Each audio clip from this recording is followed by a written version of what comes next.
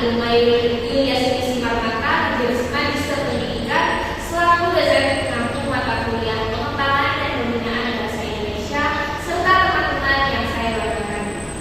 Pada kesempatan kali ini, kami dari kelompok 12 akan mempresentasikan hasil diskusi kami, yaitu mengenai bagaimana pola pembinaan bahasa Indonesia yang efektif untuk Gen Z di Kalimantan Barat yang akrab dengan bahasa daerah seperti bahasa Melayu Pontianak, Dayak, dan bahasa media sosial. Dan identifikasi dua strategi pembinaan yang relevan dan jelaskan alasannya.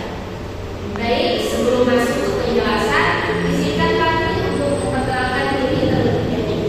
Perkenalkan, saya Dian Alfiati, saya Mardana Lima. Sekian perkenalan dari kami, kita langsung saja ke penjelasan.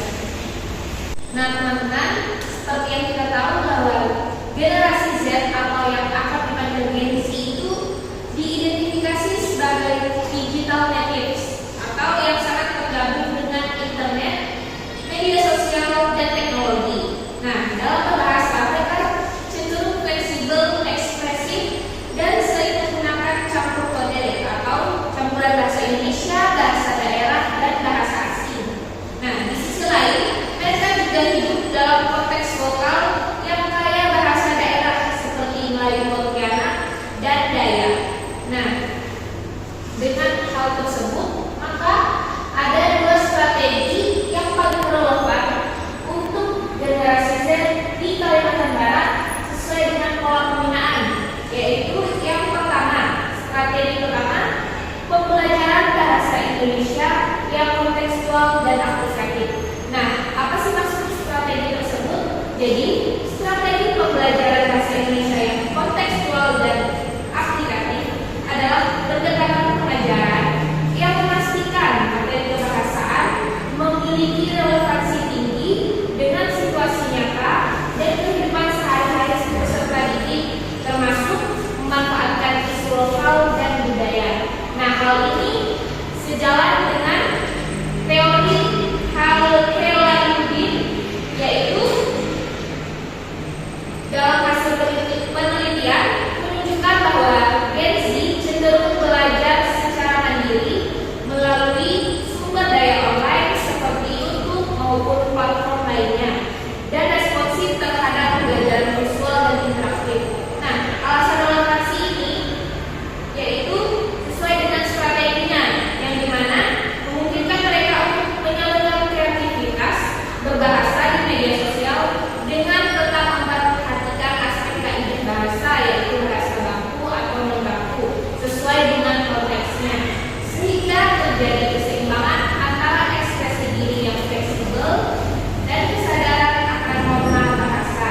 Nah, penggunaan topik lokal seperti bahasa Melayu Pontianak ataupun bahasa Dayak itu bisa digunakan sebagai materi pembuatan konten digital dalam media sosial atau isu-isu lokal Kalimantan Barat yang dapat memperkuat identitas nasional tanpa mengesampingkan kekayaan lokal.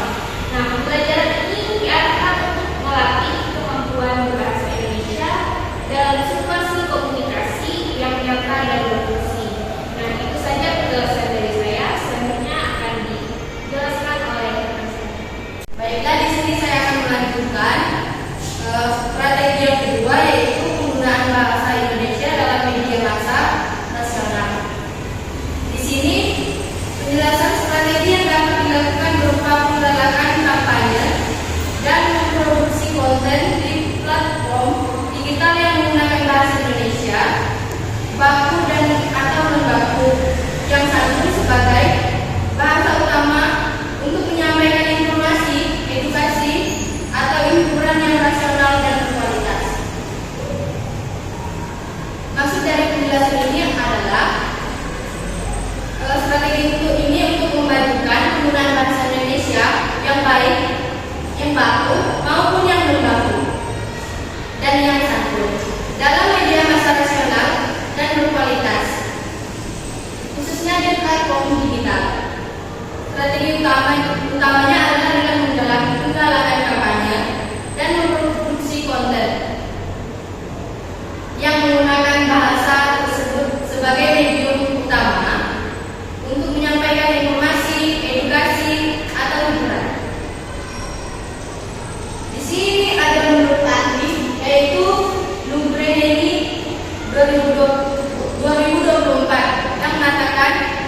Gen Z sangat dipengaruhi oleh media sosial dan konten digital.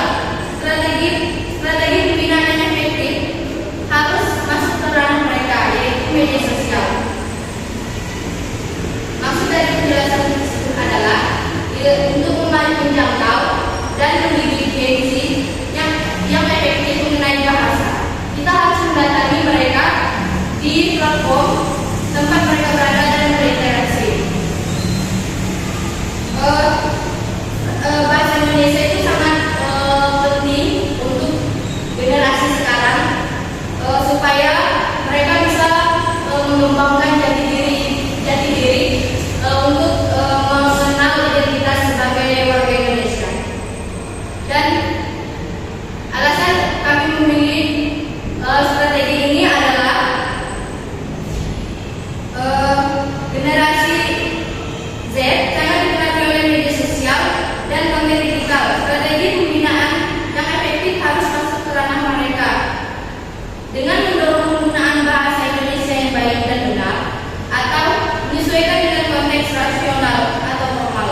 Dalam konten populer, bahasa Indonesia akan tetap relevan dan berfungsi sebagai landasan komunikasi yang satu. Baik, sekian presentasi dari kami.